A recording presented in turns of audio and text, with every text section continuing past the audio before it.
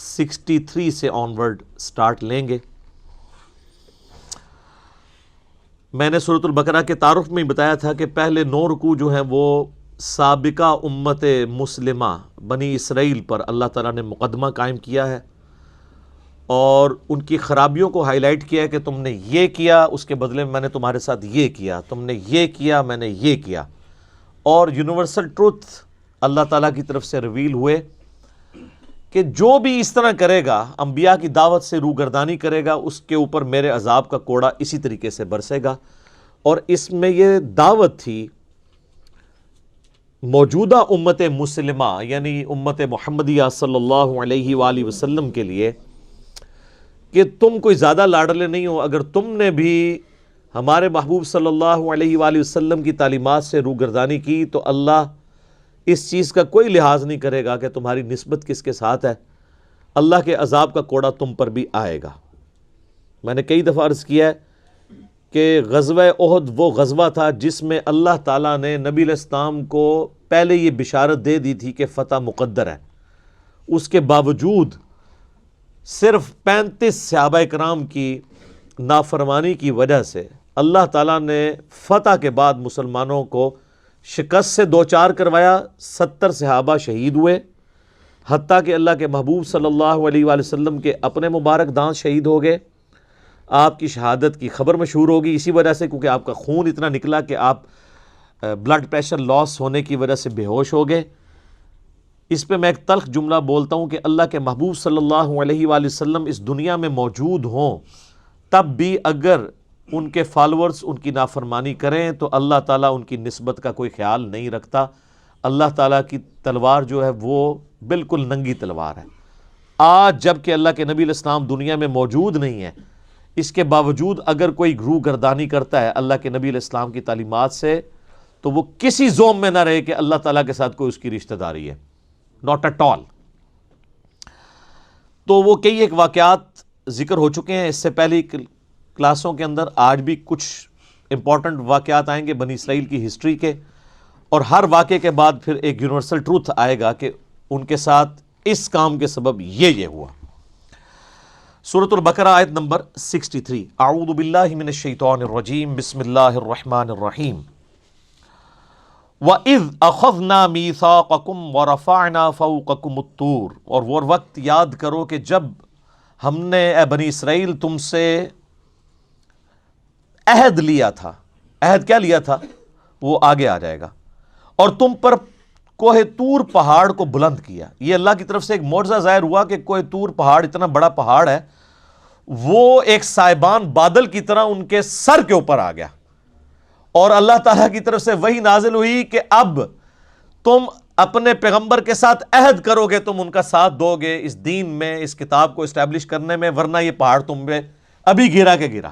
آپ ذرا امیجن کریں، اتنا بڑا پہاڑ جب سر پہ آیا ہو تو بڑے بڑے لوگوں کے چھکے چھوٹ جائیں گے۔ خُذُوا مَا آتَيْنَاكُمْ بِقُوَّةٍ، پکڑو اس کو جو ہم نے تمہیں دیا ہے پوری قوت کے ساتھ۔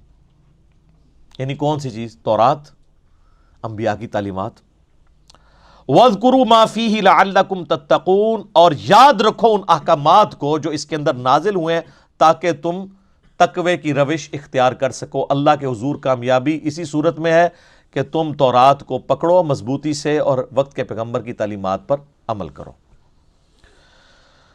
ہائے ہائے، ثم تولیتم من بعد ذلک، لیکن اس کے بعد تم نے ہم سے منہ پھیر لیا، منہ موڑ لیا ہم سے۔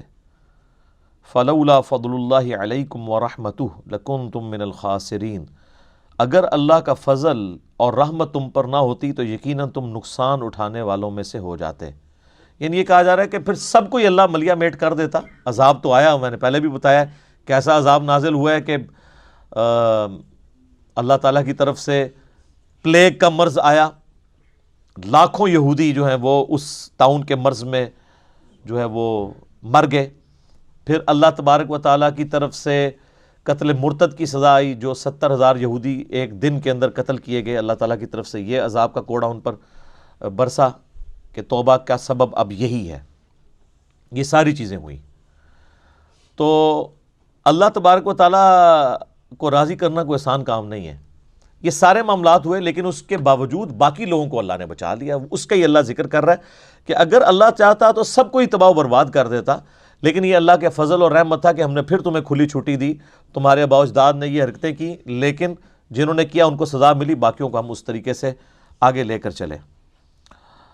وَلَقَدْ عَلِمْتُمُ الَّذِينَ اعْتَدَوْا مِنْكُمْ فِي السَّبْتِ، اور تم خوب جانتے ہو ان لوگوں کے بارے میں جنہوں نے ہفتے کے دن کے بارے میں نافرمانی کی تھی۔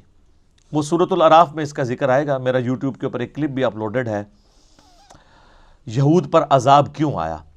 اللہ تعالیٰ نے ان کے اوپر یہ پابندی لگائی تھی کہ پورا ہفتہ وہ شکار کر سکتے ہیں، لیکن سیچرڈے کا دن ٹوٹلی ڈیڈیکیٹڈ ہے اللہ کے لیے، اور اس دن تم نے شکار نہیں کرنا۔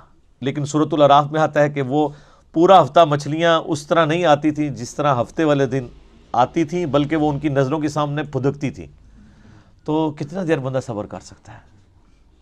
تو انہوں نے پھر گڑھے کھود لیے ایڈجسنٹ سمندری جھیل کے ساتھ۔ جب مد و جزر کی وجہ سے پانی چڑھتا تھا ان گڑھوں میں پھنس جاتا تھا، جب پانی اترتا تھا وہ مچھلیاں گڑھے میں آ جاتی تھیں، تو ہفتے دن تو وہ شکار نہیں کرتے تھے، اتوار کو کر لیتے تھے۔ یعنی انہوں نے ایک ہیلا، ایک بہانہ ڈھونڈا شکار کا۔ تو اللہ تعالیٰ تمہیں خوب معلوم ہے کہ تم میں سے کون سے لوگ تھے، تمہارے آباء و اجداد میں سے، جنہوں نے ہفتے کے دن کے معاملے میں نافرمانی کی، یعنی کتا حلال کرنے کی کوشش کی، جس کو کہتے ہیں ایک چیز اللہ نے حرام کی تھی اس کو حلال کرنے کے لیے ایک ہیلا اور بہانہ گڑا۔ فَقُلْنَا لَهُمْ كُونُوا قِرَدَةً خَاسِئِينَ، تو ہم نے ان سے کہا تھا کہ جاؤ پھٹکارے ہوئے بندر بن جاؤ۔ تو وہ سب کے سب لوگ جو اس نافرمانی کے اندر انوالو ہوئے تھے وہ اللہ تعالیٰ کی طرف سے پھٹکارے ہوئے بندر بن گئے، اللہ نے ان کو بندر بنا دیا۔ وَلِعَوْذُ بِاللَّهِ تَعَالَى فَجَعَلْنَاهَا نَكَالًا لِمَا بَيْنَ يَدَيْهَا وَمَا خَلْفَهَا، پس ہم نے بنا دیا اس سزا کو عبرت ان کے لیے جو اس زمانے میں موجود تھے، وما خلفها، اور جو بعد میں آنے والے لوگ ہیں ان کے لیے ہم نے اس کو عبرت بنا دیا۔ عبرت اس اعتبار سے تو بن گئی نا جی، ان لوگوں کے لیے تو سزا ہوئی اور ان کی اولادوں کو بھی یہ چیز نسل در نسل ٹرانسفر ہوئی کہ بھئی جو اللہ تعالیٰ کی تعلیمات کے ساتھ روگردانی کرے گا اس کا یہ حشر ہوگا۔ یہ چیز تو ٹرانسفر ہوئی، تو آنے والے لوگوں کے لیے عبرت بن گئی۔ وَمَوْعِظَةً لِّلْمُتَّقِينَ، اور ان لوگوں کے لیے نصیحت بن گئی جو واقعی اللہ سے ڈرنا چاہتے ہیں۔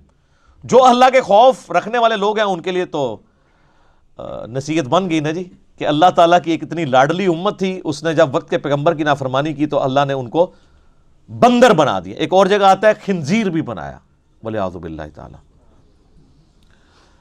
تو یہ یونیورسل ٹروتھ آیا کہ اللہ کی نافرمانی کے سبب اللہ تعالیٰ نے ان کی شکلیں بگاڑ دی۔ وَإِذْ قَالَ مُوسَىٰ لِقَوْمِهِ، اور وہ وقت بھی یاد کرو جب موسیٰ علیہ السلام نے اپنی قوم سے کہا، إِنَّ اللَّهَ يَأْمُرُكُمْ أَن تَذْبَحُوا بَقَرَةً، کہ بے شک اللہ نے تمہیں حکم دیا ہے کہ تم ذبح کرو گائے کو۔ اب یہ وہ گائے والا واقعہ بڑا مشہور آ رہا ہے، جس کی وجہ سے اس سورت کا نام بھی سورۃ البقرہ ہے۔ بقرہ عربی میں کہتے ہیں گائے کو۔ اور یہ یہاں سے آپ کو بنی اسرائیل کی ایک نیچر کا پتہ چلے گا کہ ان کے اندر کس قسم کی خرابیاں موجود تھیں، جس کو ہم پنجابی میں کہتے ہیں دل بے ایمان تے اجتا ٹیر۔ اگر آپ کا دل بے ایمانی پہ اترا ہوا ہے، بات ماننے کے لیے آپ تیار نہیں ہیں، تو آپ بڑے جھوٹے ایکسکیوزز بھی ڈیوائز کریں گے کہ جس کی وجہ سے آپ اللہ تعالیٰ کی شریعت کے معاملے میں کوئی بھگوڑا پن اختیار کر سکیں۔ ابھی کچھ دن پہلے ہی میرا ایک کلپ بھی یوٹیوب کے اوپر اپلوڈ ہوا تھا، کیا علماء سے زیادہ سوالات کرنا حرام ہے؟ اور وہ پلی اس کی لیتے ہیں کہ دیکھیں جی بنی اسرائیل نے بھی وقت کے پیغمبر کو بڑا تنگ کیا، چھوٹی چھوٹی نٹی گریٹیز پوچھیں تو اس کی وجہ سے اللہ تعالیٰ نے ان کے اوپر عذاب بھیجا، اللہ تعالیٰ ان سے ناراض ہوا، تو لہٰذا آپ بھی علماء سے زیادہ سوال نہ کیا کریں۔ تو میں نے بتایا کہ بالکل یہ اسی طریقے سے جیسے ہم پوچھتے ہیں تراویح کتنی ہے، کہتے ہیں تراوی تو 20 ہوگی، وی پنجابی والا لا لیتے ہیں۔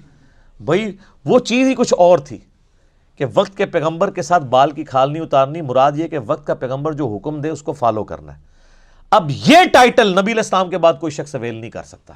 اس کے بعد ہر شخص سے پوچھا جائے گا یہ جو تم بات کر رہے ہو، یہ اللہ کے نبی کے بیان پہ یہ بات کر رہے ہو، یہ تمہاری ذاتی اختراع ہے؟ اور زیادہ تر کیس میں ان کی ذاتی اختراع ہی نکل رہی ہوتی ہے، اور اسی وجہ سے چونکہ وہ ڈرتے ہیں کہ ہماری بات قرآن و سنت سے ثابت نہیں ہوتی، لہٰذا وہ بہانہ کرتے ہیں کہ یار سوال پوچھنا ہی حرام ہے، اور الٹا گستاخ کہنا شروع کر دیں گے، مفتی صاحب سے بات کرنے کی تمیز نہیں ہے، اور چونکہ جاہل ہوتے ہیں، ان کو ان معاملات کا پتہ نہیں ہوتا، تو میں نے پھر پورا اس کا اپروپریٹ آنسر دیا تھا، اور میں نے قرآن و سنت سے کئی دلائل سامنے رکھے ہیں، وہ یوٹیوب پہ ضرور کلپ میرا دیکھیں۔ علماء سے زیادہ سوال کرنا حرام، یوٹیوب پہ لکھیں سوالیہ نشان کے ساتھ، انجینئر محمد علی مرزا، بڑی کمال کی گفتگو ہے، آپ کو ان کے ہیلے اور بہانے پتہ چل جائیں گے کہ کس طریقے سے آؤٹ آف کانٹیکسٹ، سیاق و سباق سے ہٹا کر یہ لوگ چیزیں پیش کرتے ہیں صرف اپنی روٹی روزی چلانے کے لیے۔ الا ماشاء اللہ اچھے لوگ بھی ہوں گے، میرے سے نہیں ایڈریس پوچھنا، مجھے نہیں پتا۔ اچھا، تو یہاں پر بھی اللہ تعالیٰ فرما رہا ہے کہ ہم نے حکم دیا کہ گائے ذبح کرو۔ اب یہ گائے کا حکم پتہ کیوں ہوا تھا؟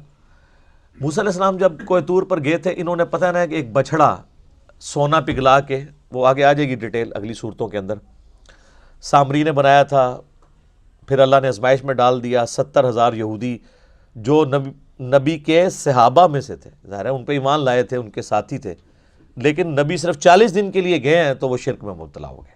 یہ شرک اتنی بری چیز ہے کہ وقت کا پیغمبر فوت نہیں ہوا، زندہ ہے، چند دنوں کے لیے گیا ہے، تو وہ لوگ اس کے اندر انوالو ہو گئے۔ اب وہ چونکہ بچڑا بنایا تھا تو اللہ تعالیٰ نے ان کے دل سے بچڑے کی محبت نکالنی تھی، گائے کی محبت نکالنی تھی، تو ان کو حکم دیا کہ گائے کو ہی قربان کرو۔ یہ آپ کو حج اور عمرے کے موقع پہ بال کیوں منڈوائے جاتے ہیں؟ تاکہ اندر کا غرور ٹوٹے۔ بال سنوارنے کا بڑا شوق ہوتا ہے نا بندے کو، ظاہر ہے ایک حسن کی علامت بھی ہے بال، یہ تو گنجوں سے آپ پوچھیں تو آپ کو پتہ چلے گا کہ بیچارے کیا کیا پاپڑ بیلتے ہیں ان بالوں کے لیے وہ، ٹھیک ہے۔ تو وہ اللہ تعالیٰ نے پھر نبی علیہ السلام نے 3 دفعہ دعا فرمائی ان کے لیے جو سر منڈواتے ہیں حج اور عمرے کے موقع پہ، اور 1 دفعہ ان کے لیے جو بال چھوٹے کرواتے ہیں۔ چھوٹے تو آپ نے بہرحال کروانے ہی ہوتے ہیں۔ اچھا، اب یہاں پر ان کو گائے کی قربانی کا حکم ہوا، تو آپ دیکھیں کہ پیغمبر کے ساتھ گفتگو کس طریقے سے یہ لوگ کر رہے ہیں۔ قالوا اتتخذونا ہزوا، کہ اے موسیٰ آپ ہم سے مذاق کر رہے ہیں، یعنی اب وہ بھاگنے کا ایک ذریعہ ہے کہ اے مطلب سچی سچی کہہ رہے ہو یا ہمیں تو کہتے پہ ہو۔ پیغمبر مذاق کرتا ہے، دین کے احکام جب وہ سکھا رہا ہوتا ہے کہ اللہ نے حکم دیا ہے، تو اللہ نے کوئی مذاق کرنا ہے پیغمبر کے فالورز کے ساتھ؟ قال اعوذ باللہ ان اکون من الجاہلین، تو موسیٰ علیہ السلام نے کہا میں اللہ کی پناہ میں آتا ہوں ایسی جاہل قوم سے۔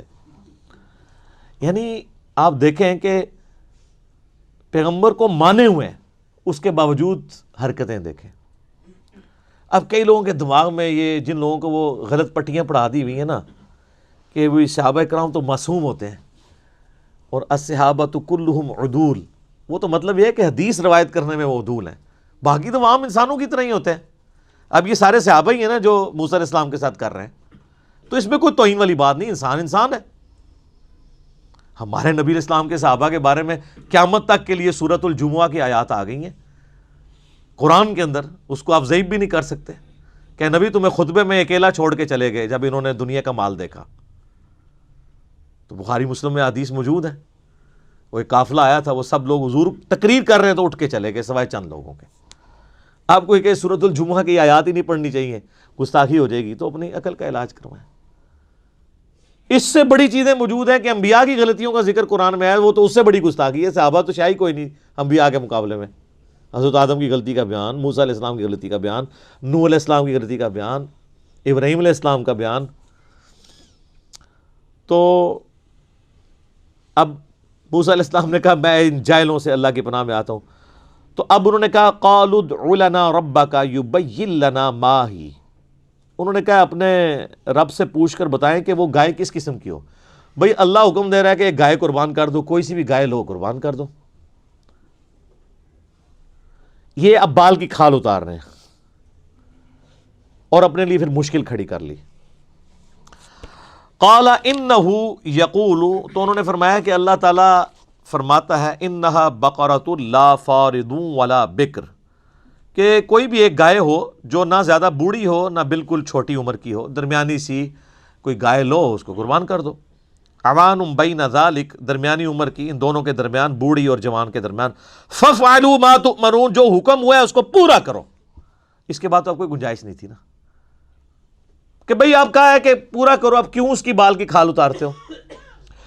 اب وہ اس لیے اتار رہے تھے کہ ان کے دل میں بچھڑے کی محبت تھی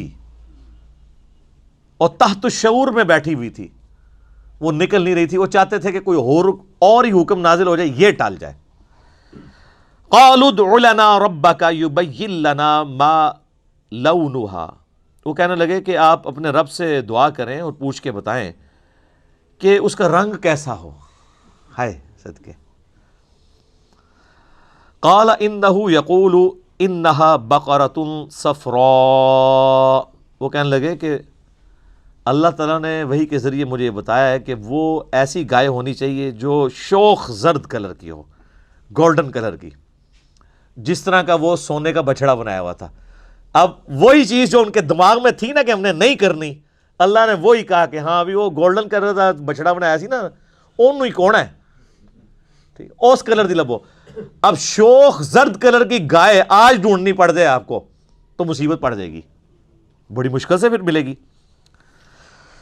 فاقع لونها تسر الناظرین، وہ ایسی اس کی رنگت ہو کہ دیکھنے والے کا دل خوش ہو جائے ایک بار دیکھ کے، آئے ہائے کیا گولڈن کلر کی گائے ہے، خوبصورت. اچھا. قالوا ادع لنا ربک، تو انہوں نے کہا کہ اپنے رب سے یہ پوچھ کے یہ بھی بتائیں، یبین لنا ما ہی، کہ وہ کس قسم کی ہو، کھول کر ذرا بتائے. اور کتنی کھول کے دسیا جائے جی، کنہ نو اور کھولے آ جائے. ہم ان کو بتاتے یار دیکھیں قرآن میں لکھا ہوا ہے ایاک نعبد و ایاک نستعین، وہ کہتے ہیں نہیں تھوڑا اور بتائیں نا، اور کیا کریے بھئی، جو لکھا ہوا ہے وہ کرو. وہ اصل میں بابوں کو پکارنا چھوڑنا نہیں چاہتے تو وہ بال کی کھال اتارتے ہیں. اچھا جی سنی ہے، جی سنی ہے. سنیوں کی حدیث کی کتابیں کون سی؟ جی بخاری مسلم. آپ نماز اسی طریقے پہ پڑھ رہے ہیں؟ جی بتائیں کدھر طریقہ لکھا ہے؟ بخاری مسلم طریقہ دکھائیں کہ بھئی رکوع میں جاتے ہوئے اٹھتے ہوئے رفع الیدین کرنا ہے. وہ کہتے ہیں اس کو چھوڑیں. اچھا یہ بتائیں، یہ کیوں بتائیں، پہلے اس کے اوپر تو عمل کرو. وہی بال کی کھال اتارنا، کسی طریقے سے جان چھوٹ جائے، معاشرے سے ٹکرانا نہ پڑے، کیونکہ معاشرے سے ٹکرانا تو مشکل کام ہے. اچھا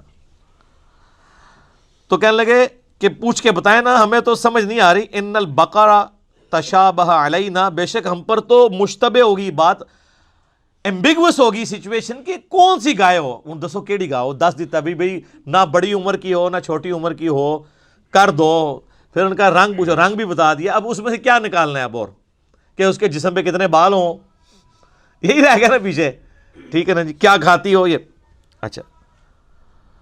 وَإِنَّا إِن شَاءَ اللَّهُ لَمُهْتَدُونَ، اور بے شک اللہ نے چاہا تو ہم ضرور ایسی گائے تلاش کر لیں گے. اللہ سے ذرا پوچھ کے بتائے وہ ہو کس قسم کی. یہ ان سے ایک انجانے میں عقل مندی ہو گئی کہ انہوں نے انشاءاللہ بول دیا. اگر یہ انشاءاللہ نہ بولتے نا تو عذاب ہی آنا تھا، گائے نہیں تھی ان کو ملنی. یہ انشاءاللہ کی برکت ظاہر ہوئی تو انہوں نے کہا بتائیں. اب اللہ تعالیٰ نے پھر ایک اور شرط میں اضافہ کر دیا. قال انہ یقول، تو موسیٰ علیہ السلام نے کہا کہ اللہ تعالیٰ بے شک فرماتا ہے انہا بقرۃ لا ذلول تثیر الارض، وہ گائے ایسی ہونی چاہیے کہ جس کو زمین میں کبھی ہل چلانے کے لیے جودا نہ گیا ہو، بڑی لاڈلی قسم دی گھر دی پلی گاؤں ہوئے، کبھی اس سے کوئی کام نہ لیا گیا ہو. ولا تسقی الحرث، اور نہ پانی کھیتی کو دینے کے لیے کبھی وہ یوز ہوئی ہو. مسلمۃ لا شیۃ فیہا، اور بے عیب بے داغ ہو، کوئی زخم نہ ہو، کوئی جسم کے اوپر نشان ایسا نہیں ہونا چاہیے، کوئی سینگ نہ ٹوٹا ہوا ہو، کوئی آنکھ اس کی ہر عیب سے پاک ہو. اب ڈھونڈو. یہ تو پھر ہمیں تورات میں اسرائیلی روایتوں میں ملتا ہے کہ وہ پھر ذلیل ہو گئے ایسی گائے ڈھونڈنے کے لیے. آخر میں ایک بوڑھی عورت جو بڑی غریب عورت تھی، اس کی لاٹری نکلی، اس کے پاس وہ گائے ملی اور منہ مانگی قیمت دے کے انہوں نے وہ پھر گائے خریدی. یعنی اگر پہلے گائے انہوں نے آج کے اعتبار سے کوئی 2 لاکھ کی خریدنی تھی تو وہ شاید ان کو پھر 2 کروڑ روپے کی ملی، کیونکہ اب وہ تو اللہ کا حکم تھا. تو اللہ نے اس غریب عورت کی چاندی لگانی تھی تو وہ ہوگی، چاندی کا سونا ہو گیا. تو وہ پھر قال الآن جئت بالحق، انہوں نے کہا ہاں اب آپ نے ہمیں صحیح بات بتائی ہے، انہوں سمجھ آئی کیڑی گاں کرنی ہے، کیونکہ اب سوال بھی ختم ہو گئے تھے نا، جس طرح ہم بھی کرتے ہیں. ہاں جی دسو کیا مسئلہ ہے، کہتے ہیں یہ، میں آگے جواب دیتا ہوں، آگے کرتے کرتے بالکل جب بند گلی میں پہنچتے ہیں نا تو یا تو چیخیں مارتے ہیں، کہتے ہیں یار ٹھیک ہے جی بالکل ٹھیک ہے، نہ میں وابی نہ میں بابی، میں ہوں مسلم علمی کتابی. تو ہم وہاں تک پہنچا کے آتے ہیں. فذبحوها، پس انہوں نے اس کو ذبح کیا، وما کادوا یفعلون، حالانکہ وہ لگتے نہیں تھے کہ گائے قربان کریں گے. یہ اللہ تعالیٰ کہہ رہا ہے کہ کسی پاس نظر نہیں سی آندہ، انہوں نے ہر کوشش کی اللہ سے بھاگنے کی. بہرحال اللہ تعالیٰ نے ان کو ہر بات کا جواب دے کہ الٹیمیٹلی جو انشاءاللہ انہوں نے کہا نا اس کی برکت ظاہر ہوئی. اگر انشاءاللہ نہ بولتے تو اللہ نے اپنے نام کی لاج رکھی کہ چلو انشاءاللہ بولا ہے تو پھر اللہ کی مرضی تو ہے تو ہو جائے. وَإِذْ قَتَلْتُمْ نَفْسًا فَادَّارَأْتُمْ فِيهَا، اور یاد کرو جب تم میں سے کسی نے ایک جان کو ناحق قتل کر ڈالا، ایک انسان کو، تو تم میں ایک دوسرے کے اوپر اس کے قتل کا الزام دھرنے لگا. اب قاتل کا پتہ نہیں چل رہا تھا کہ کون ہے. ظاہر ہے اس زمانے میں علم غیب تو کوئی نہیں ہوتا تھا نا، یہ تو بعد کے بزرگوں کو آیا. اللہ کے وقت کے پیغمبر بھی موجود ہیں، اللہ نے ان کو بھی نہیں بتایا کون قاتل ہے. تو اللہ تعالیٰ نے وہ جو گائے قربان کی تھی نا اس کے ذریعے وہ اگلا معجزہ ظاہر ہوا. واللہ مخرج ما کنتم تکتمون، اور اللہ تعالیٰ ظاہر کرنے والا تھا جو تم چھپا رہے تھے کہ اصل قاتل کون ہے. فَقُلْنَا اضْرِبُوهُ بِبَعْضِهَا، تو ہم نے پھر یہ وحی کی موسیٰ علیہ السلام کو کہ وہ جو گائے قربان کی ہے نا اس کے گوشت کا کوئی ٹکڑا اس مردے کے ساتھ ٹچ کرو جس کو قتل کیا گیا ہے، تو وہ وقتی طور پہ مردہ زندہ ہوگا اور بتا دے گا میرا قاتل کون ہے. اب یہ معجزہ ہے، وہ دنیا میں واپس نہیں آیا، بس وہ اس کے ساتھ پھر دوبارہ مر گیا. کذالک یحیی الموتى، بالکل اسی طریقے سے اللہ مردوں کو بھی زندہ کر لے گا. ویریکم آیاتہ لعلکم تعقلون، اور وہ تمہیں اپنی قدرت کی نشانیاں معجزات دکھاتا ہے تاکہ تم سمجھ جاؤ. یعنی انبیاء کرام علیہ السلام کی موجودگی میں اس قسم کے جو معجزات ظاہر ہوتے ہیں، اس سے مقصد یہ ہوتا ہے کہ ان کے ساتھیوں پر حجت آخری درجے میں تمام ہو جائے کہ واقعی اللہ کے پیغمبر ہیں، ان کا ایمان بڑے لیول کا ایمان ہو، کیونکہ انہوں نے تو پیغمبر کے جانے کے بعد اس دعوت کو آگے لے کے چلنا ہوتا ہے. اب پھر ایک اور یونیورسل ٹروتھ آ رہا ہے کہ یہ سب کچھ جس قوم کے ساتھ ہوا ہو، اتنے بڑے بڑے معجزات جس نے دیکھے ہوئے ہوں، اس کو تو اللہ تعالیٰ کے ساتھ روح گردانی والا معاملہ نہیں کرنا چاہیے نا. کم از کم اسے تو زیب نہیں دیتا کہ وہ ایسا کرے. ثم قست قلوبکم، اللہ تعالیٰ فرماتا ہے اس کے بعد تمہارے دل سخت ہو گئے. من بعد ذالک، اس کے بعد فہی کالحجارہ، گویا کہ وہ پتھر ہیں. اتنے سخت دل تم ہو گئے، یعنی اللہ کی وحی سے روگردانی کرتے. او اشد قسوہ، یا پتھروں سے بھی بڑھ کر سخت ہو گئے.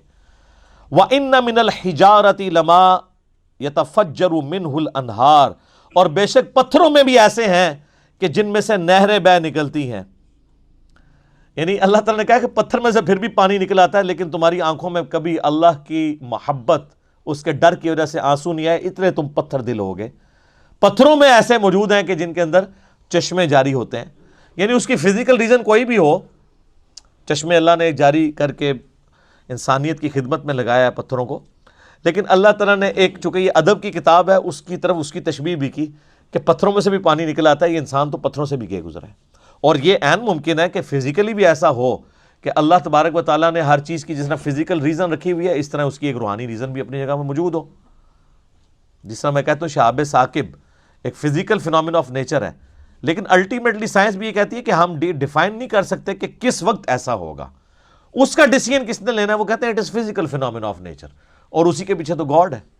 God is the only explanation of all the physical phenomena in this universe. Tectonic plates کی ڈسٹربنس سے زلزلہ آتا ہے، وہ کہتے ہیں ٹھیک ہے اس کی وجہ سے آتا ہے، لیکن ہم پوچھیں یہ کب ڈسٹرب ہوں گی، آپ پریڈکٹ کر سکتے ہیں؟ اور کون اس کو ڈیسائیڈ کرتا ہے؟ اس کا ٹائم پیریڈ کیا ہوتا ہے؟ وہ کہتے ہیں اس کی ہم پرفیکٹ کوئی ایسٹیمیشن نہیں دے سکتے. آپ کو گلوبل وارمنگ کے اوپر کتنے یہ چیختے رہے، حالانکہ اسی صدی میں جس میں یہ چیخ رہے تھے، پچھلی کئی صدیوں کے سرد ترین سال بھی آئے ہیں. اللہ تعالیٰ حفاظت کرنے والا ہے. اوزون لیئر برباد کر دی، سوراخ ہو گیا، اب خود بخود ریکٹیفائی ہونی شروع ہو گئی ہے. کائنات اللہ نے بنا کے چھوڑ نہیں دی ہے، اس کو چلا بھی رہا ہے. ٹھیک ہے انسانیت کی غلط حرکتوں کی وجہ سے بھی قرآن میں آتا ہے کہ زمین میں جو فساد ہے لوگوں کے ہاتھوں کی کمائی کی وجہ سے ہے، لیکن اس لیول تک اللہ فساد نہیں جانے دیتا کہ جو اس کا ڈیوائن پلان ہے کہ اس نے ایک خاص ٹائم پیریڈ کے لیے اس دنیا کو پیدا کیا ہے، آخری انسان تک کے لیے وہ ریسورسز رکھے گا اس پہ. یہ تو اللہ تعالیٰ نے اپنے ذمہ کرم پہ لی ہوئی یہ چیز. وَإِنَّ مِنْهَا لَمَا يَشَّقَّقُ فَيَخْرُجُ منہ الماء، اور اللہ تعالیٰ فرماتا ہے پتھروں میں بھی ایسے ہیں جو پھٹ پڑتے ہیں اللہ تعالیٰ کے خوف کی وجہ سے، ان میں سے پانی نکلنا شروع ہو جاتا ہے. وہ تو سورۃ الاعراف میں بھی آگے چل کے آئے گا نا، لو انزلنا هذا القرآن على جبل لرأيته خاشعا متصدعا من خشیۃ اللہ، اگر ہم قرآن کسی پہاڑ پر نازل کرتے تو وہ بھی پھٹ جاتا، ریزہ ریزہ ہو جاتا اس کے اثر کی وجہ سے. تو یہ محمد رسول اللہ صلی اللہ علیہ وآلہ وسلم کا مبارک سینہ ہے جس پہ قرآن نازل ہوا ہے. جی صلاۃ و محمد وآل محمد، اللہم صلی علی محمد وعلی آل محمد. وَإِنَّ مِنْهَا لَمَا يَهْبِطُ مِنْ خَشْيَةِ اللہ، اور کئی ایسے ہیں جو خوف کے مانند پتھر ایسے ہیں کہ وہ اللہ کے خوف سے گر پڑتے ہیں، ایسی ان کے اوپر بھی خشیت طاری ہوتی ہے. لیکن یہ ساری چیزیں ہم آبزرو نہیں کر سکتے الا یہ کہ وقت کا پیغمبر موجود ہو اور اللہ تعالیٰ اس کے ساتھیوں کا ایمان بڑھانے کے لیے ایسی چیزیں آبزرو کروا دے. وہ تو صحیح بخاری میں حدیث ہے، عبداللہ ابن مسعود کہتے ہیں کہ نبی علیہ السلام کے مبارک زمانے میں ہم کبھی آپ کے ساتھ کھانا کھاتے تھے تو ہم نوالے میں سے تسبیح کی آواز بھی سنتے تھے. سبحان اللہ. آپ ذرا امیجن کریں نا، جو لوگ اس لیول کے ایمان پر پہنچ چکے ہوں کہ اللہ تعالیٰ ان کو یہ ڈائریکٹ معجزات دکھا رہا ہو، وہی لوگ نبی علیہ السلام کی وفات کے بعد اتنے بڑے فتنے آنے کے باوجود پورے پیشن کے ساتھ اس دین کو لے کے چل سکتے ہیں، کیونکہ ان کو کوئی وام بھی نہیں تھا اس معاملے میں کہ یہ اللہ کے پیغمبر ہیں اور اللہ نے ان کا غلبہ کروانا ہے. ورنہ جو گراؤنڈ ریالٹیز تھیں وہ بالکل سپورٹ نہیں کرتی تھیں کہ سیدنا ابوبکر اتنے محاذوں کے اوپر جنگ کھول لیں. لیکن ان کو یہ یقین تھا کہ هو الذی ارسل رسولہ بالہدی ودین الحق لیظہرہ علی الدین کلہ. اسی لیے ڈٹ گئے اور اللہ تعالیٰ کی غیبی مدد ان کے ساتھ آئی، اور مختصر سی جماعت کے ساتھ اللہ تعالیٰ نے رومن اور پرشین امپائر مسلمانوں کے قدموں میں ڈھیر کروائی. اور یہ آپ کی زندگی میں نہیں ہوا، ورنہ تو لوگ کہہ سکتے تھے کہ آپ علیہ السلام کا سٹیٹس بھی اسکندر اعظم والا ہے یا اس کے بعد چنگیز خان والا ہے، نعوذ باللہ. اللہ تعالیٰ نے آپ کی زندگی کے بعد انقلاب برپا کر کے بتایا کہ اللہ کی غیبی تائید ہے اس پیغمبر کے ساتھ. اسی لیے اس کے فالوورز اس کے بعد جبکہ ہزاروں لوگ جو نبی علیہ السلام کی زندگی میں کلمہ پڑھ کے مسلمان ہوئے تھے آپ کی وفات کے بعد مرتد ہو گئے، اس کے باوجود مختصر جماعت اس دعوت کے کام کو لے کے چلی. یہ اللہ کی غیبی تائید تھی. وَمَا اللَّهُ بِغَافِلٍ عَمَّا تَعْمَلُونَ، اور اللہ تعالیٰ غافل نہیں ہے اس سے جو تم کر رہے ہو. یعنی اللہ تعالیٰ ہر عمل سے واقف ہے جو تم کر رہے ہو. اَفَتَطْمَعُونَ أَن يُؤْمِنُوا لَكُمْ، اب مسلمانوں کی طرف روئے سخن ہے. اے مسلمانوں، کیا تمہیں یہ لالچ ہے، یہ طمع ہے، تمہاری یہ بڑی شدید خواہش ہے کہ یہودی ایمان لے آئیں؟ ظاہر ہے مسلمانوں کی خواہش تو تھی. وہ کہتے تھے ہم تو امی ہیں، ہم تو جاہل ہیں، یہ تو کتابیں پڑھے ہوئے ہیں، یہ تو بات مان لیں. جس طرح ہمارے کئی بھولے بالے لوگ ہیں، جب ان کو قرآن و سنت کی دعوت کا پتہ چلتا ہے وہ خود کتابوں سے پڑھ لیتے ہیں تو وہ اپنے مولانا کے پاس چلے جاتے ہیں کہ چلو یار ہمیں تو کچھ نہیں پتا تھا، یہ تو کتابوں کے ماننے والے ہیں، عالم دین ہیں، ہم ان کے سامنے آیت رکھیں گے، بخاری کی حدیث رکھیں گے، فوراً مان لیں گے، ایڈی سیدھے نے مان لیں گے. تو بڑے مایوس ہوتے ہیں. پھر غصہ آتا ہے کہ یار یہ لوگ تو ایسا نہ کرتے، جاہل چلو کر رہے ہیں، علیحدہ بات ہے. اللہ اکبر. یہاں پہ بھی آپ دیکھیں مسلمان کہتے تھے علماء یہود تو بات مان لیں، تو اللہ فرماتا ہے تمہیں بڑے ہی یہ طمع ہے کہ یہ مان لے آئے. وقد کان فریق منہم یسمعون کلام اللہ، جبکہ یہ وہ لوگ ہیں، ان میں ایسا گروہ بھی رہا ہے کہ وقت کا پیغمبر موجود ہے، ان میں ایسے لوگ موجود ہیں کہ وہ کلام اللہ کو سنتے ہیں، ان کو پتہ ہے کہ یہ تورات ہے. ثم یحرفونہ من بعد ما عقلوہ وہم یعلمون، اور وہ اس میں تحریف کر دیتے تھے بعد اس کے کہ وہ عقل بھی رکھتے ہیں، اور وہ جان بوجھ کر فتوے دیتے تھے ایسے کہ اللہ کی شریعت کو تحریف کر دیتے تھے، بدل دیتے تھے. کہا گیا، وہ آپ سن چکے ہیں نا، حتتن کہا گیا کہ جب جیریکو سٹی میں اریحا میں داخل ہونا ہے جوشوا ابن نون کے ساتھ، تو آپ نے کہنا ہے حتتن، تو اللہ تمہارے گناہوں کو معاف کر دے گا. اب وقت کا پیغمبر موجود ہے، وحی کے ذریعے بتایا جا رہا ہے، انہوں نے حنتتن حنتتن کہنا شروع کر دیا. کہا گیا سمعنا و اطعنا کہنا ہے، انہوں نے سمعنا و عصینا، ہم نے سنا اور نافرمانی کی. یعنی وہ جنہوں کہتے ہیں پنجابی پانڈ، ہر بات کو بگاڑ کے بیان کرنا. اللہ فرماتا ہے مسلمانوں تم ان سے کہہ رہے ہو یہ تو ان بزرگان دین کی اولاد ہیں، بڑے بڑے علماء کی، جو وقت کے پیغمبر سے باتیں سن کے ان کو بدل دیا کرتے تھے، تم کہہ رہے ہو یہ ایمان لے کے آئے۔ تو سر میں یہ بھی آپ کو کہتا ہوں کہ اللہ کے بندو، ہم پبلک کو دعوت دیتے ہیں کہ مرنے سے پہلے اے مسلمان کر لے اس پہ غور، کتابوں کا خدا اور ہے، بابوں کا خدا اور، یہ مسلمان نے غور کرنا ہے، مولویوں نے نہیں کرنا۔ یہ تو اللہ تعالیٰ صحابہ کو کہہ رہے کہ تمہیں کیوں اتنی اس چیز کی خواہش ہے کہ یہ لوگ بات مان لیں، یہ تو وہ ہیں جو کتابیں پڑھنے کے باوجود بدل دیتے ہیں۔ تو سر جن علماء نے قرآن اور سنت پڑھا ہوا ہے، تفسیریں لکھ کے فوت ہو گئے ہیں، ایسے علماء ہیں، لیکن بالکل قرآن کے اپوزٹ تعلیمات اس میں لکھی ہیں۔ ایاک نعبد و ایاک نستعین کی تفسیر میں 10 صفحے کالے کر دیے بابوں کو پکارنے میں، کیونکہ انہوں نے اللہ کی بات نہیں ماننی۔ آپ حنفی علماء کی بخاری مسلم کی اگر شروحات اٹھائیں نا، تو جہاں رفع الیدین کی حدیثیں آئیں گی، اللہ معافی دے، آپ کو لگے گا کہ ان کو ہاتھ پاؤں پڑ گئے ہیں۔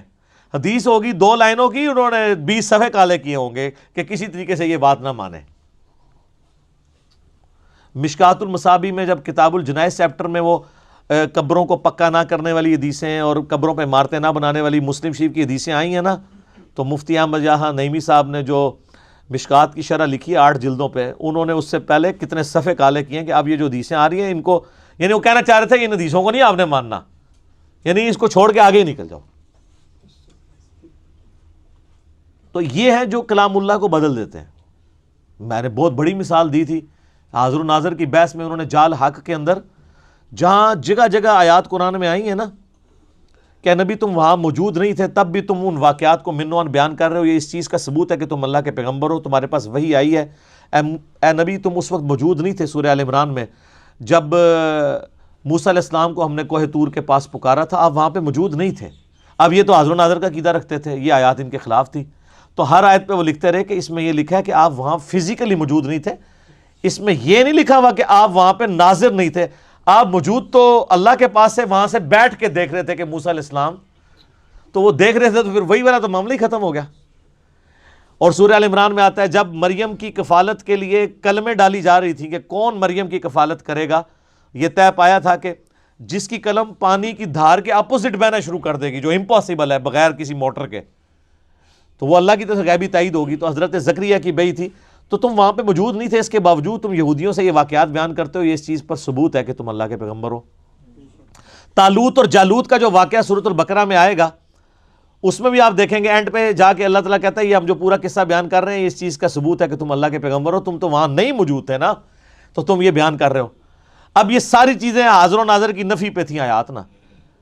ایک آیت ایسی ہے قرآن میں، سورۃ القصص آیت نمبر 44، جہاں پہ اللہ تعالیٰ فرمایا کہ اے نبی نہ تم وہاں موجود تھے نہ تم دیکھ رہے تھے، تو ان کا وہ وہم بھی ختم ہو گیا، دیکھنے والا نہ حاضر تھے نہ ناظر تھے۔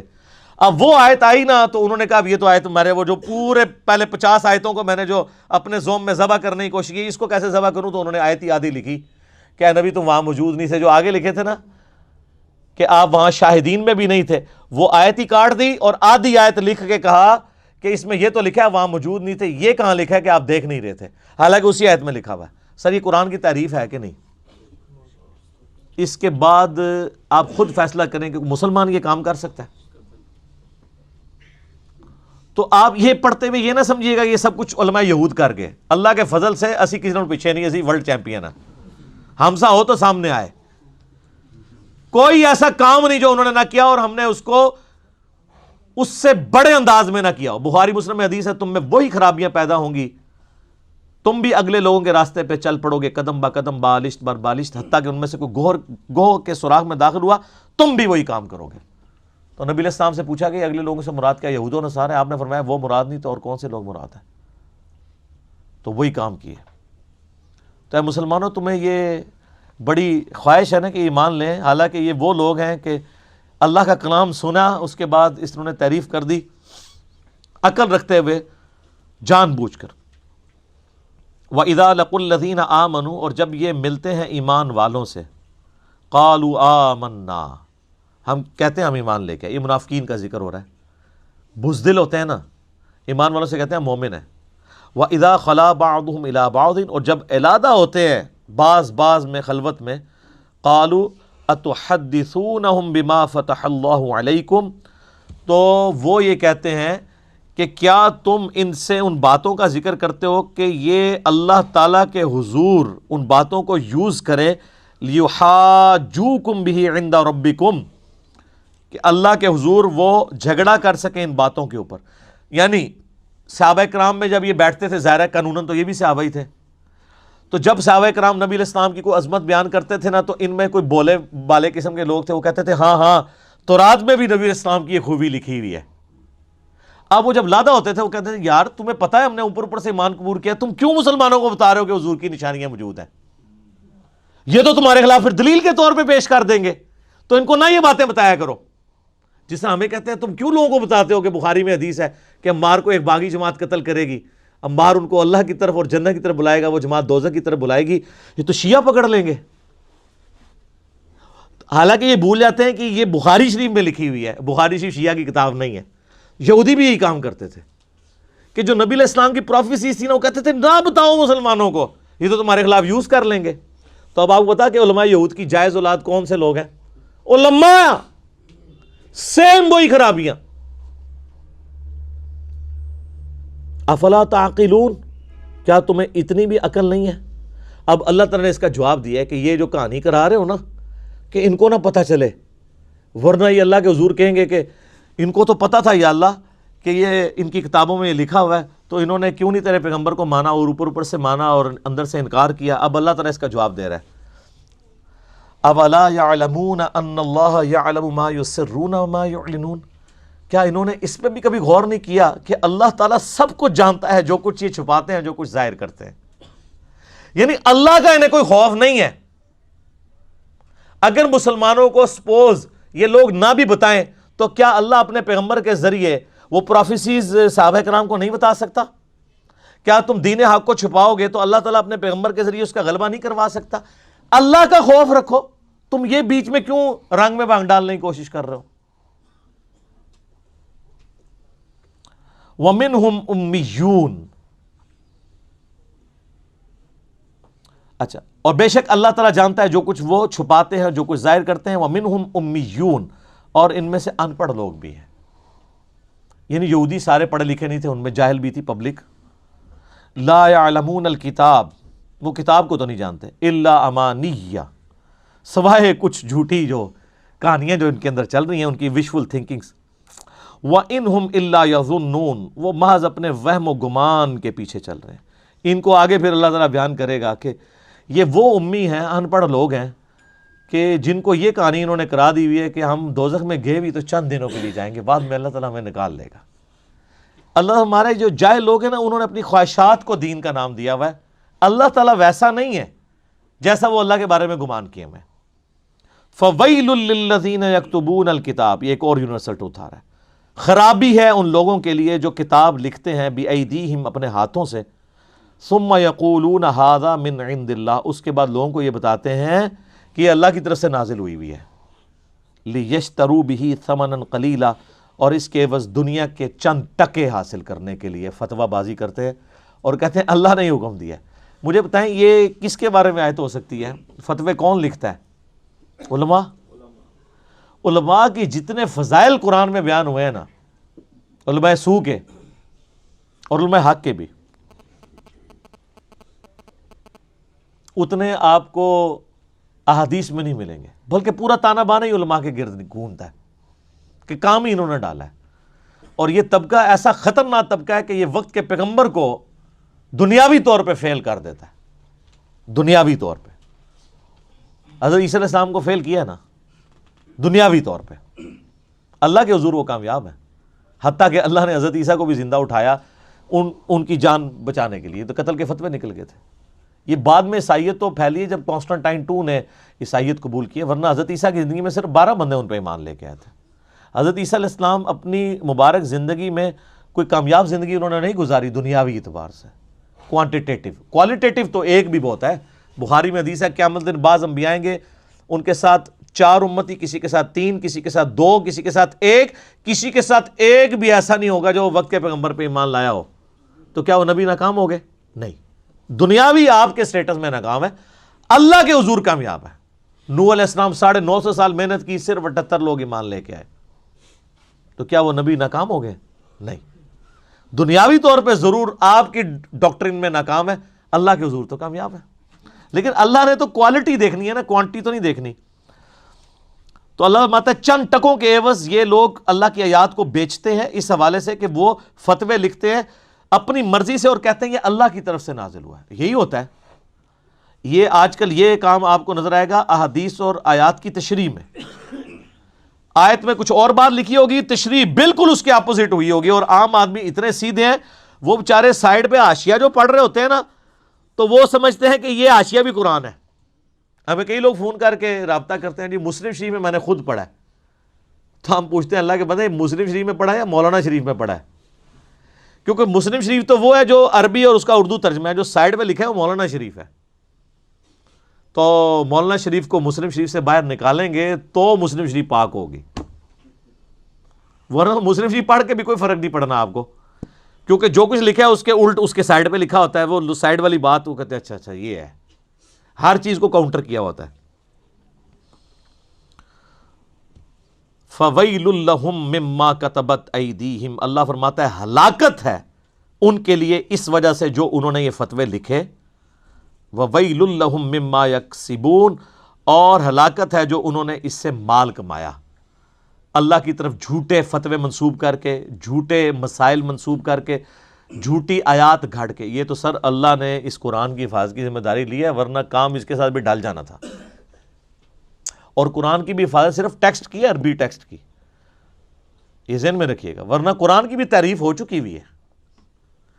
سر جب پاکستان میں کروڑوں لوگ ہر نماز میں ایاک نعبد و ایاک نستعین پڑھنے کے بعد بھی بابوں کو پکار رہے ہوں تو پریکٹیکلی تو انہوں نے قرآن کی تعریف کر دی ہوئی ہے نا. یہ علماء نے ان کو پٹی پڑھائی ہے نا. ورنہ ایک گورا جو نیو مسلم ہو وہ ایاک نعبد و ایاک نستعین پڑھنے کے بعد بابوں کو پکار سکتا ہے؟ وہ سوچ بھی سکتا ہے؟ وہ کہے گا پہلے صفحے پہ لکھا ہے تیری بات کرتے ہیں، تجھی سے مدد مانگتے ہیں، دعا مانگتے ہیں.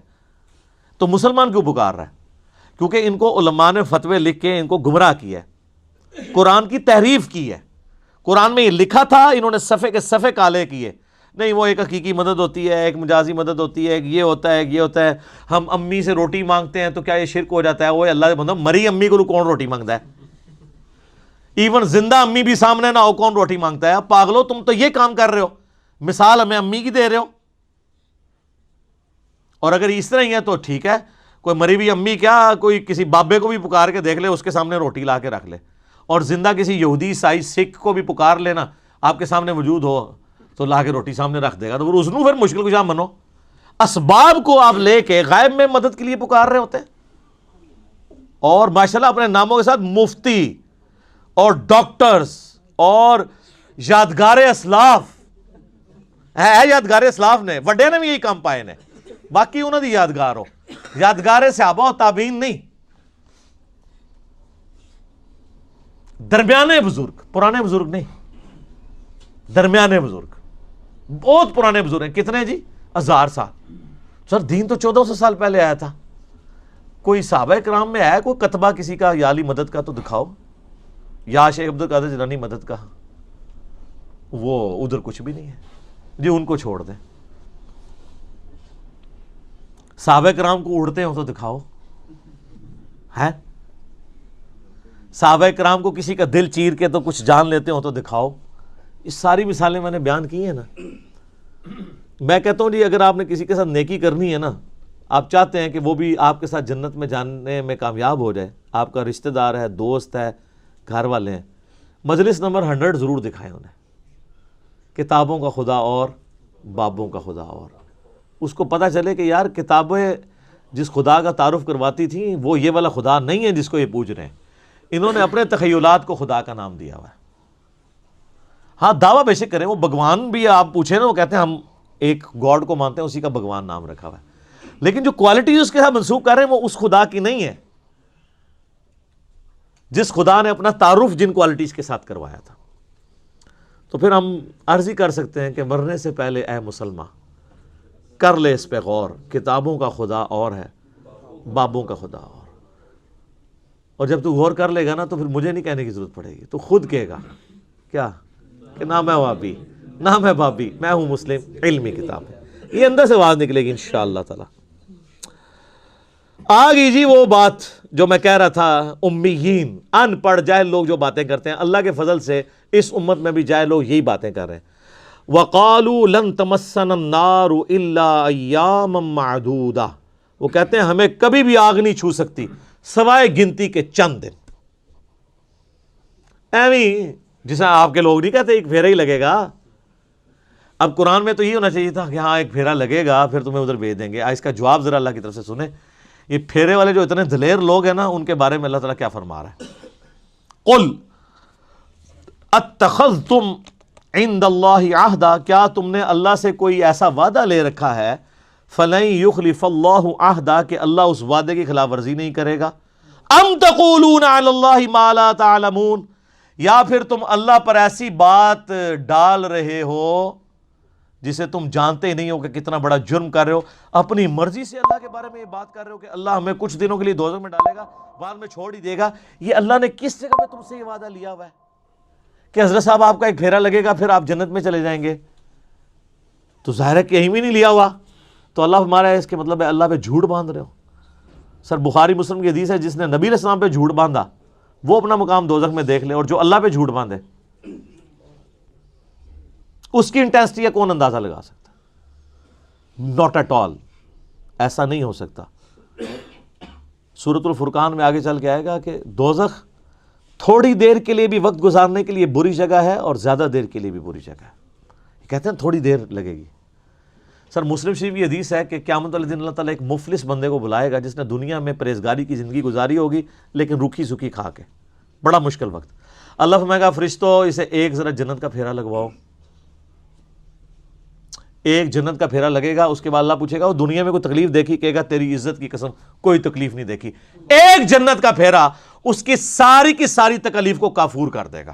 اور حقیقت بات ہے، ظاہر ہے سر یہ دنیا کی چند گھنٹوں کی زندگی دیکھ کے اگر بلینز اینڈ ٹریلینز ایئرز کی ہمیشہ کی کامیابیاں مقدر ہوں، اور بخاری مسلم کی حدیث کے تحت سب سے آخر میں جانے والے جنتی کو بھی اس روئے ارض سے 10 گنا بڑی جنت مل رہی ہو، تو کیا بڑی اس سے بڑی نعمت ہو سکتی ہے؟ اور موت ہی نہ آئے، جوانی نہ جائے، بڑھاپا نہ آئے، بیماری نہ آئے، اور اللہ ناراض نہ ہو۔ یہ 4 چیزیں مسلم شریف میں آئی ہیں نا، تو کیا چاہیے؟ پھر اللہ کہے گا کہ یہ گناہگار شخص کو ذرا ایک دوزخ کا پھیرا لگاؤ جس نے دنیا بڑی ٹھاٹ کی زندگی گزاری تھی نا، اور کہا تھا خیر اللہ بڑا غفور رحیم ہے، معاف کر دے، یہی کچھ کہہ رہے ہوتے ہیں نا، ایک پھیرا ہی لگے گا۔ اللہ کہے گا اس کا ایک پھیرا لگواؤ۔ تو مسلم شریف کے الفاظ ہیں، جب وہ پھیرا لگا کے آئے گا نا، اللہ کہے گا وہ دنیا میں کوئی سکھ کا دن بھی دیکھا، کہے گا تیری عزت کی قسم میں نے زندگی میں کبھی سکھ دیکھا ہی نہیں ہے۔ ایک پھیرا اس کے دنیا کے سارے نشے کو کافور کر دے گا۔ اللہم اجرنا من النار، آمین۔ تو سر یہ بڑا مشکل معاملہ ہے۔ اب اللہ تعالیٰ کی طرف سے ایک یونیورسل ٹروتھ آ رہا ہے، بلا یہ جو کہتے ہیں نا ایک پھیرا ہی لگے گا بعد میں ہم جنت میں چلے ہی جائیں گے، بلا اللہ بھائی کیوں نہیں؟ من کسب سیئۃً، جس نے ایک گناہ بھی کیا، وَأَحَاطَتْ بِهِ خَطِیئَتُهُ، اور وہ گناہ اس لیول کا ہوا کہ پورے کا پورا اس گناہ میں وہ گھیر گیا، اوڑھنا بچھونا اس نے وہ برائی بنائی رکھی، فَأُولَئِکَ أَصْحَابُ النَّارِ، تو وہ جائے گا دوزخ میں، ہم فیہا خالدون، اور رہے گا ہمیشہ ہمیشہ۔ یہ سر کتابوں کا خدا ہے، کتابوں کا خدا بڑا ڈاڈا ہے بھائی۔ بابوں کا خدا تو ایک بوڑھی نانی اماں اس نے بنائی ہوئی ہے انہوں نے، اللہ یہ ہے۔ اب اللہ تعالیٰ نے جواب ترکی بترکی جواب دیے، کیوں نہیں؟ ایک پھیرا لگے گا، اوے جس نے ایک گناہ بھی کمایا اور اس گناہ نے اس کا احاطہ کر لیا۔ تو میرا خیال ہے اس ایک گناہ کا اگر ہم ذکر کریں، اور وہ سب سے بڑا گناہ آلموسٹ 90% زیادہ مسلمانوں میں موجود ہے، نماز چھوڑنا۔ صحیح مسلم میں حدیث ہے 246 انٹرنیشنل نمبر کے مطابق، بندے کے کفر اور ایمان کے درمیان فرق نماز ہے۔ سورہ روم کے اندر آیا وَأَقِیمُوا الصَّلَاةَ وَلَا تَکُونُوا مِنَ الْمُشْرِکِینَ، نماز قائم رکھو، دیکھنا مشرکوں میں سے نہ ہو جانا۔ اس سے بڑا کوئی گناہ روئے عرض کا نہیں ہے شرک کے بعد نماز کو چھوڑنا۔ تو یہ ایک گناہ کا بھی جس نے احاطہ کیا ہوا ہے، جس نے اپنے اوپر طاری کیا ہوا ہے۔ ابو داؤد ترمذی میں حدیث ہے جس نے ایک نماز بھی جان بوجھ کے چھوڑ دی گویا اس نے کفر کیا۔ ترمذی میں ایک تابعی کا قول ہے کہ میں نے صحابہ کو پایا ہے اس حال میں کہ وہ نماز چھوڑنے کے علاوہ کسی چیز کو کفر خیال نہیں کرتے تھے، بے نمازی کو وہ کافر ہی سمجھتے تھے۔ ہاں پاکستان کے ساتھی کارڈ مسلمان آپ لکھ لیں، امیر المومنین لکھ لیں بے شک ساتھ، جو مرضی لکھتے رہیں اس کو، اللہ کا قانون علیحدہ ہے، وہ ڈیفرنٹ ہے۔ اللہم اجرنا من النار۔ اب ساتھ ہی سائملٹینیس کنٹراسٹ آیا، والذین آمنوا، جو لوگ ایمان لے کر آئے، وعملوا الصالحات، اور انہوں نے نیک اعمال کیے، اولئک اصحاب الجنہ، وہ ہیں جنت والے۔ اللہم اجعلنا منہم، اللہ تعالیٰ ہمیں ان میں داخل فرمائے، آمین۔ میرے بھائیو، یہ کتابوں کا خدا ہے، دودھ پیتے مجنو نہیں، جو انہوں نے ایمان لے کر آئے، نیک اعمال اختیار کیے، وہ ہیں جنت میں جانے والے، ہم فیہا خالدون، وہ رہیں گے اس میں ہمیشہ ہمیش۔ تو یہ میرا ایک یوٹیوب پہ کلپ ضرور دیکھیں آپ لوگ، اللہ کی رحمت سے دھوکہ۔ یہاں پہ بھی لوگ پبلک کو گھیرنے کے لیے ہمارے آج کل ایسے وائزین آئے ہوئے ہیں جو کہتے ہیں جی وہ یہ جی بڑی سخت باتیں کرتے ہیں، بعض اللہ تعالیٰ سے لوگوں کو دور کر رہے ہیں اور سخت سخت باتیں کرتے ہیں، خوشخبریاں سنانی چاہیے۔ وہ بخاری مسلم کی حدیث ہے، خوشخبریاں سناؤ متنفر نہ کرو۔ وہ خوشخبری کیا، بخاری مسلم میں جو حدیث ہے وہ صحابہ کرام کو حضور نے یہ کہتا کہ خوشخبری یہ سناؤ کہ نماز پڑھنے کی کوئی ضرورت نہیں ہے، جو بھی ہے تیرے محبوب کی امت سے؟ نہیں، وہ فرائض کے لیے نہیں ہے، وہ چھوٹی چھوٹی جو نفلی عبادات ہیں ان پہ نکیر نہ کرو۔ وہ جی بخاری مسلم میں حدیث ہے، ایک صحابی نے لمبی نماز پڑھا دی، حضور نے اس کو ڈانٹا، کہا تو لوگوں کو متنفر کر رہا ہے۔ وہ سر اس نے سورہ بقرہ آل عمران پڑھ دی تھی، آپ پوری زندگی یہ کام نہیں کر سکتے، 6.5 پارے پڑھ دیے تھے۔ نبی علیہ السلام کی جو عام ایوریج نماز ہے نا سر، وہ آدھے گھنٹے کی ہوتی تھی، فجر کی نماز آدھے سے پونے گھنٹے کی، عشاء کی بھی اتنی، ظہر اثر بھی 20 منٹ سے کم نہیں ہوتی تھی، کیونکہ بخاری مسلم میں وہ باقاعدہ صورتیں رپورٹ ہوئی ہوئی ہیں جو نبی علیہ السلام پڑھا کرتے تھے۔ تو آپ ذرا اس سے کیلکولیشن کر لیں۔ سنن نسائی میں حدیث ہے، ہم صحابہ کرام کے نبی علیہ السلام کے پیچھے 10 تسبیحات شمار کیا کرتے تھے رکوع اور سجدے میں۔ بخاری مسلم میں حدیث ہے، انس بن مالک کہتے ہیں نبی علیہ السلام جب ہمیں نماز پڑھاتے تھے، رکوع کے بعد اتنی دیر کھڑے ہوتے تھے کہ ہم سمجھتے تھے آپ سجدے میں جانا بھول گئے، اور 2 سجدوں کے درمیان اتنی دیر بیٹھتے تھے ہم سمجھتے تھے کہ آپ دوسرا سجدہ کرنا بھول گئے، آپ اتحیات پڑھ رہے ہیں۔ تو یہ کون سی نماز ہے؟ تو کہانیاں کراتے ہیں، کہتے ہیں جی مختصر نماز پڑھائیں۔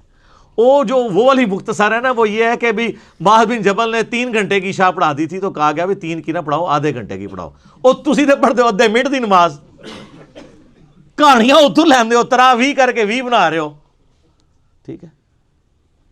تو یہ ہوں گے اہل جنت، رہیں گے اس میں ہمیشہ ہمیش۔ اللہ تعالی ہمیں ان میں شامل فرمائے۔ اللہم اجرنا من النار، اللہم من احییتہ منا فاحیہ علی الاسلام ومن توفیتہ منا فتوفہ علی الایمان۔ اللہ تعالیٰ سے دعا ہے جو حق بات میں نے کہی اللہ تعالیٰ ہمارے دلوں میں راسخ فرمائے۔